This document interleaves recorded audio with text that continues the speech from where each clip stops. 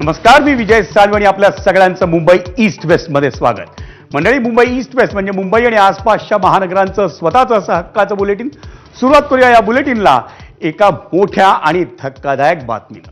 मंडळी, आचार्य अत्रे यांनी लिहिलेल्या आणि 1962 साली मराठी रंगभूमीवर आलेल्या तो मी नव्हेच या नाटकात सारं कथानक आहे ना, हे लखोबा लोखंडे नावाच्या मुख्य कारस्थानी पात्राभोवती फिरतं.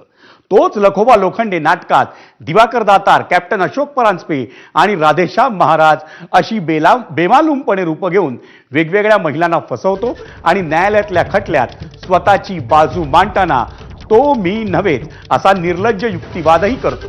नटश्रेष्ठ प्रभाकर पणशीकरांनी गाजवलेल्या त्या लखोबा लोखंडेची आज आठवण येण्याचं कारण म्हणजे तो मी नव्हेच मधला तो लखोबा लोखंडे आज 64 वर्षांनंतरही रोज नवनव्या नावांनी महाराष्ट्रात डोकं वर काढताना दिसतोय.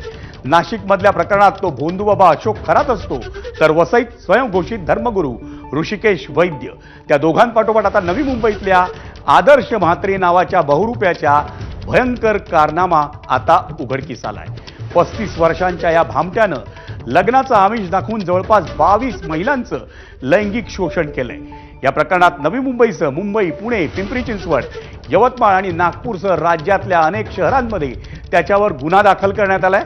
या प्रकरणात नवी मुंबई पोलिसांनी आदर्श म्हात्रेला अटक केली असून त्यानंतर पुणे पोलिसांनी त्याचा ताबा घेऊन अधिक तपास सुरू केलाय.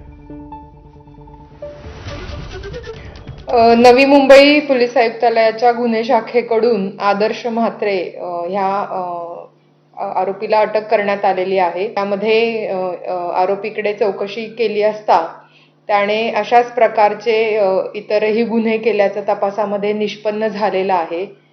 त्याचे CDR अनालिसिस करून त्यातून आम्ही वेगवेगळ्या व्हिक्टीमशी संवाद साधला आणि त्यांना संपर्क केला असता या संदर्भाने अजून 12 गुन्हे दाखल झालेले आहेत. आरोपीचा पूर्व इतिहास पाहिला तर त्याच्यावरती जुने 10 गुन्हे आहेत. मंडळी, धक्कादायक बाब म्हणजे या आदर्श म्हात्रेची शैक्षणिक पात्रता जेमतेम 10वी पास आहे, पण त्याने लग्न जुळवण्याच्या विविध वेबसाईट्सवर आपण उच्च शिक्षित असल्याचं भासवून उत्तम पगार असलेल्या महिलांना लक्ष केलं. त्यासाठी आदर्श म्हात्रेनं इस्रोचा शास्त्रज्ञ, डॉक्टर, उच्चपदस्थ अधिकारी किंवा बँक अधिकारी असल्याची आपली वेगवेगळी प्रोफाईल्स बनवली होती. उच्च राहणीमान आणि लग्नासाठी उत्सुक असल्याचं भासवून तो तरुणींशी लगट करायचा.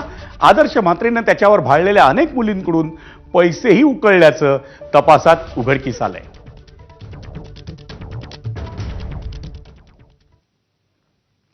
वळूयात पुढच्या बातमीकडे. आपण महादेवाचा अवतार असल्याचं सांगून पुण्यात